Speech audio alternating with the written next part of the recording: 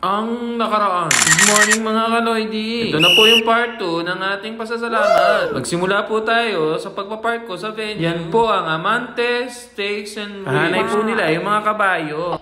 El Caballo, horseback riding area po yan. At pumasok na po kami sa venue. Ito po ang dining area nila. Sus Mariosep, ang haba na po pala ng pila. Kasalanan to ni Basha. Pero huwag kayong mag-alala. Mga kasama po namin silang lahat. Let the lafang begin. Ako, brother Mike. Huwag kang kakamot sa ulo. Bakit di mo gayahin si Binibining makahiya? Kunyari, di niya alam naka-video siya. Ang cute-cute mo dyan, Miss Kasikipan. Ba't ibang lahi po pala sila? Japanese, Malaysian, and South African. Tingnan natin pagkain nila, Kaloidi. Aba, mukhang masarap pa. Itolokin po pala dito. Ang first plate pa lang po nila yan. Po pala ang table ni Basha at ni Popoy. Halata na pong wala na sila. Tingnan nyo naman ang layo nila sa isa't isa. Pag-ibig na makapangyarihan, pag pumasok sa puso ni naman, hahamakin ang lahat, magka-deadmahan lang.